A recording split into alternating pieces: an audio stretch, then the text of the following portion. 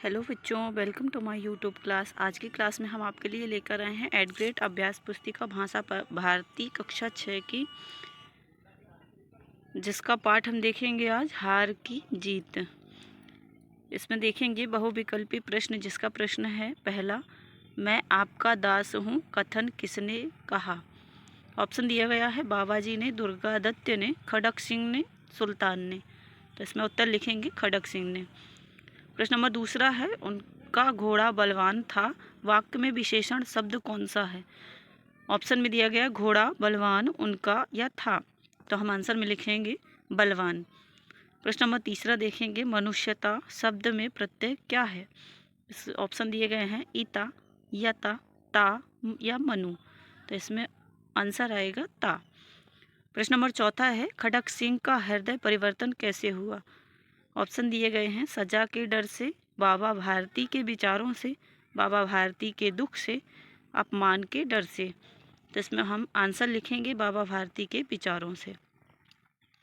प्रश्न नंबर पांचवा है, प्रसन्न शब्द में से भाववाचक संज्ञा बनाने के लिए किस प्रत्यय शब्दांश का प्रयोग करेंगे। तो ऑप्शन दिए गए हैं ताहा, ता, इय, इक। आंसर में हम लिखेंगे ता। अब आते हैं नीचे दिए गए प्रश्नों में से उचित शब्द चुनकर रिक्त स्थानों की पूर्ति कीजिए। तो छठवां प्रश्न देखेंगे, रात्रि के अंधकार में तारे खाली स्थान हैं। तो इसमें लिखेंगे टिमटिमाते हैं।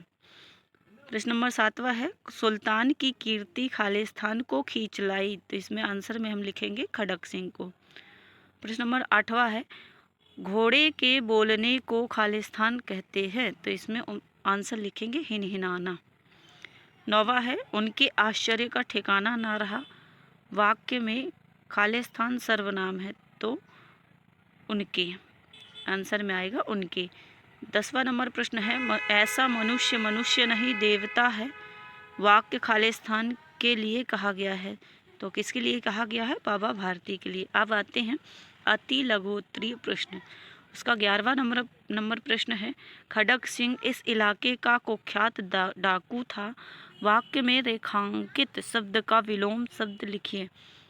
तो हम आंसर में लिखेंगे कुख्यात का विलोम शब्द प्रख्यात या विख्यात होगा। 12वां नंबर प्रश्न देखेंगे, उसकी चाल देखकर खड़क सिंह के हृदय पर सांप लौट गया। वाक्य से मुहावरा छांटकर लिखिए। तो इसमें मुहावरा आएगा, हम आंसर में लिखेंगे हृदय पर सांप लौटना।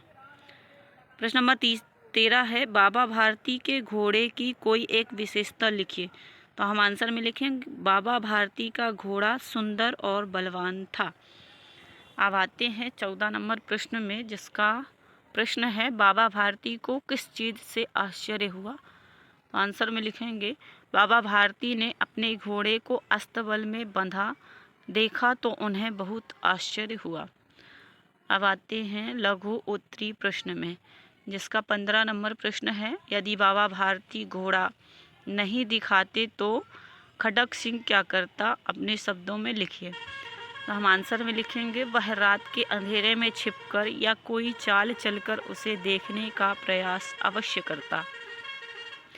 अगला प्रश्न है, खड़क सिंह की आंखों में नेकी के आंसू क्यों थे। तो आंसर में हम लिखेंगे बाबा भारती के नेक विचारों को सुनकर खड़क सिंह के आंखों में आंसू आ गए। प्रश्न नंबर 17 है, निम्नलिखित शब्दों में से संज्ञा, सर्वनाम, क्रिया एवं विशेषण शब्दों को छांटकर लिखिए। जैसे कुछ शब्द भी दिए गए हैं, चिल्लाना, घोड़ा, खेत, बोलना, उसकी, पवित्र, सुंदर, दिल्ली, वे, नाचना, साइकिल, बदलना, उन्होंने, तेज, आप और गरम। तो इसमें उत्तर में लिखना है हमको संज्ञा अलग शब्द लिखना है, सर्वनाम वाले अलग शब्द, क्रिया वाले अलग और विशेषण वाले अलग। जैसे कि हमने लिखा है वैसे आप लोग भी लिखेंगे। जैसे संज्ञा में लिखा है खेत, घोड़ा, दिल्ली, साइकिल। सर्वनाम में लिखा है वे, उन्होंने, उसकी, आप। क्रिया में लिखा है बोलना, नाचना, चिल्लाना, बदलना। और विशेषण में लिखा है पवित्र, सुंदर, तेज और गर्म। अगला 18वां नंबर प्रश्न देखेंगे, बाबा भारती की जगह आप होते तो चोरी होने से बचाने के लिए क्या करते।